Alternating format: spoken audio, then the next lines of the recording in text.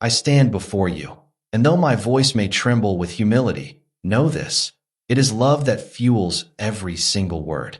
I speak now not merely to the ear, but directly to the soul. Because when I utter the name Jesus, I speak of a living hope, the unwavering light in our very darkest hours. Picture me now, eyes fixed on the horizon, my heart overflowing.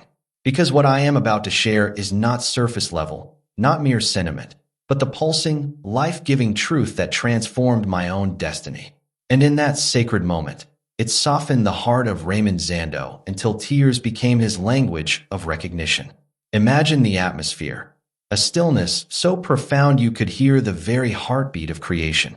In that silence, I raised my voice, quiet enough to be intimate, yet bold enough to echo through every hidden corner of doubt and fear.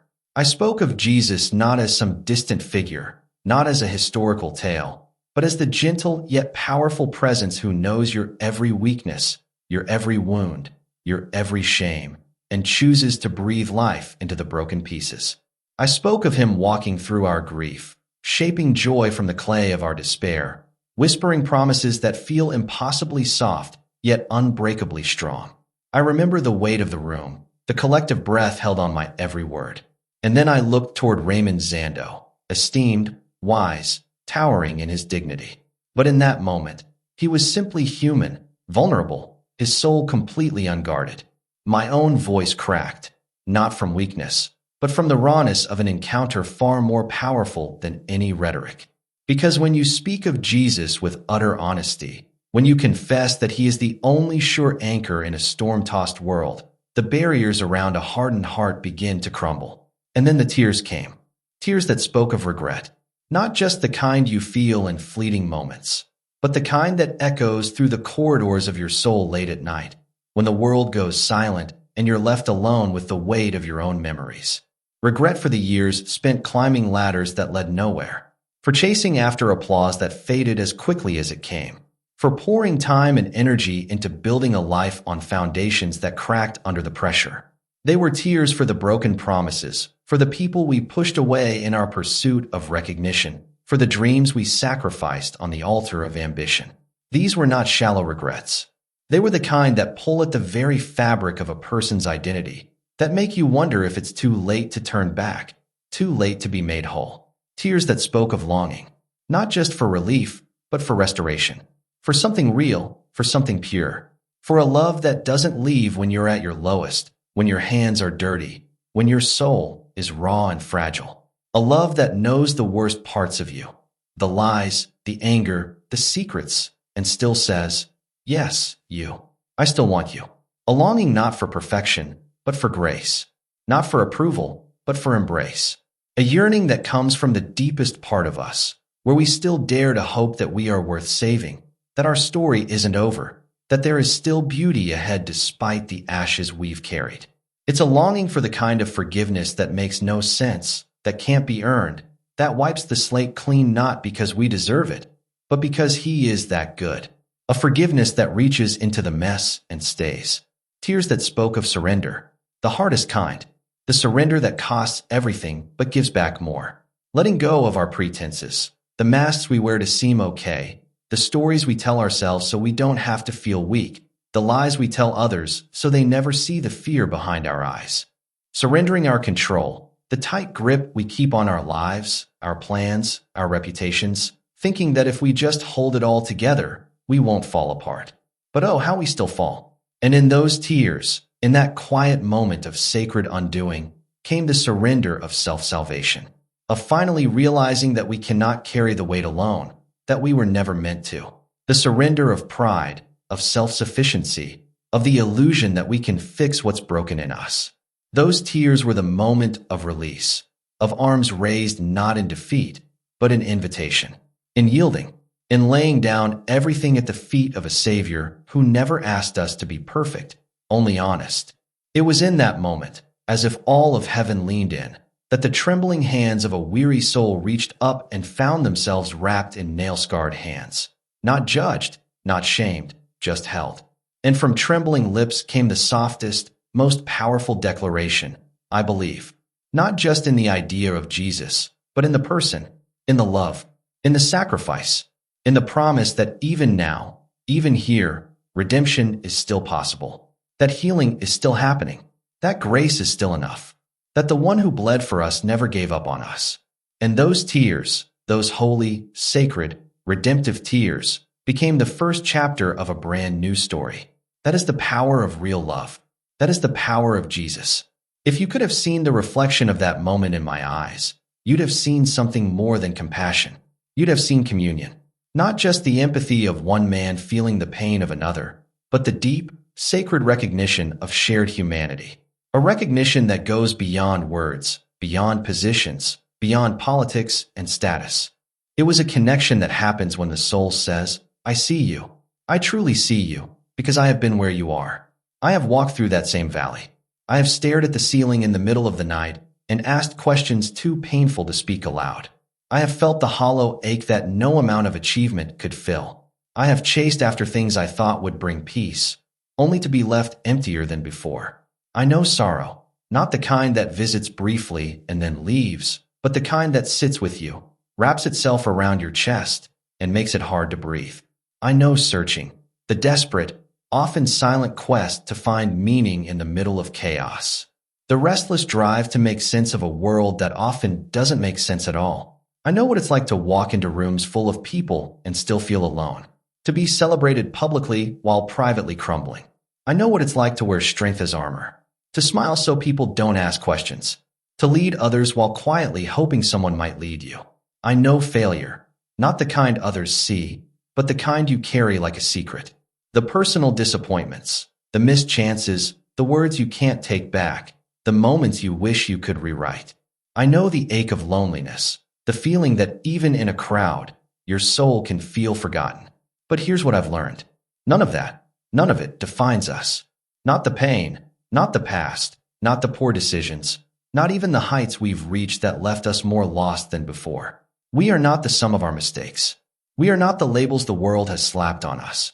We are not the echoes of our brokenness. What defines us is something greater, something eternal. What defines us is mercy. Pure, overwhelming, undeserved mercy that meets us right in the middle of our ruin. Mercy that doesn't ask us to clean ourselves up first. Mercy that walks into the wreckage and says, I'm not afraid of your mess. What defines us is grace. Scandalous, radical grace that doesn't flinch at our shame, but blankets it, covers it, dissolves it. Of a grace that refuses to keep score. A grace that does not withdraw when we fall. Again, a grace that sees our wounds, our scars, our silent regrets, and whispers, still, you belong to me. A grace that gives us not what we deserve, but what we never dared to hope for. And what rises from that mercy, from that grace, is resurrection. Not only the kind that happened in a tomb 2,000 years ago, but the kind that happens in human hearts every single day. The kind that breathes life into what we believed was dead. The kind that lifts us from the ashes of all we've been and sets our feet on holy ground. The kind that tells us it is not over. That broken marriages can heal. That ruined reputations can be restored. That joy can come to places where there was once only sorrow. That is who Jesus is. He is not some myth. He is not a distant figure in stained glass. He is not a religion bound by rules. He is the living, breathing embodiment of a perfect love. He is the doctor who walks into the hospital room of our lives, not wearing gloves for his own protection, but reaching out with bare hands to touch the infections we are too ashamed to name. He treats the wounds we've tried so hard to hide, the bitterness, the anger, the self-hatred. He touches what we believed was untouchable and says, this, too, I can make whole. He is the Redeemer, the one who doesn't just clean us up, but buys us back, who restores what was stolen, who rewrites the story, who takes what the enemy meant for evil and uses it for glory. When our souls are sunk so deep we can no longer see the light, when the depression is too heavy, when the guilt screams too loud, when the addiction feels too real, he reaches down, not with anger, but with compassion. He lifts us not because we've earned it, but because his love compels him. And he is the friend.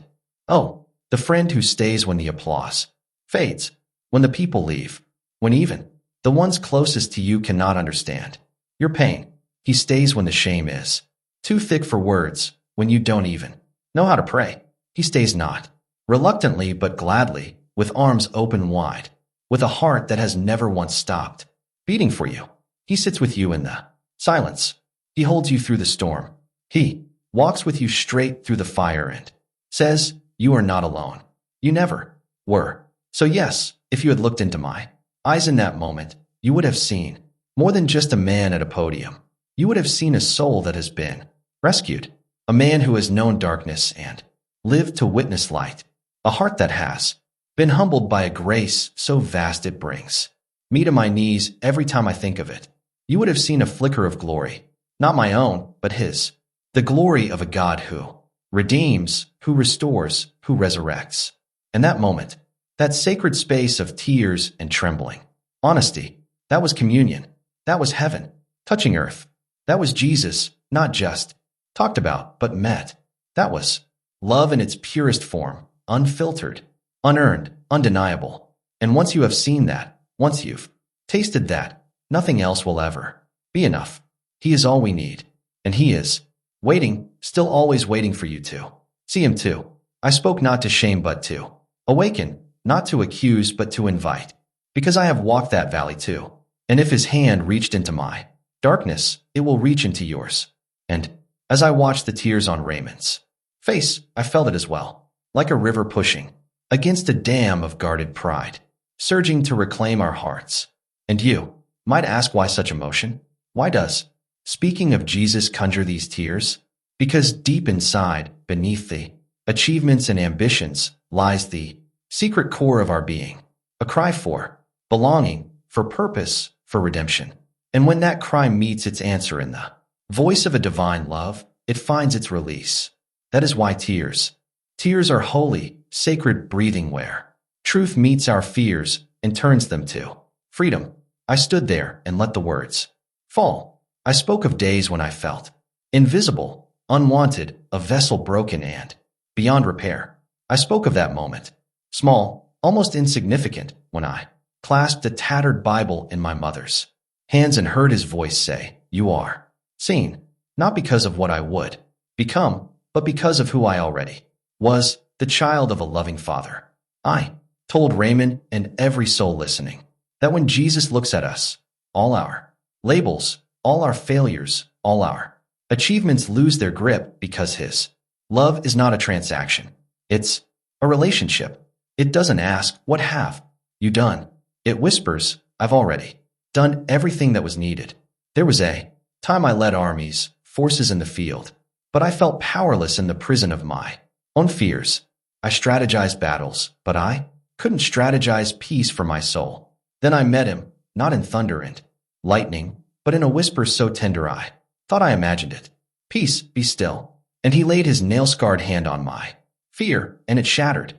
He proclaims freedom not just from sin, but from the chains of our own self-condemnation.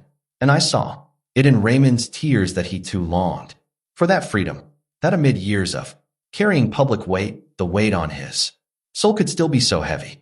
So I spoke of joy, the kind that blooms not because life is easy, but because he is good, the kind that laughs at disasters, that sings in dungeons, that dances when fear is near, because Jesus isn't just our Savior. He is our song, our laughter, our triumphant shout when the enemy whispers, it's over. And in that room, his tears were an acknowledgement of a song he'd forgotten he could still sing. Some of you feel numb right now, worn down by life's relentlessness. You wake, you go through the motions. You breathe and think, is this all there is? And the answer is more, so much more, because the creator of galaxies whispers to you,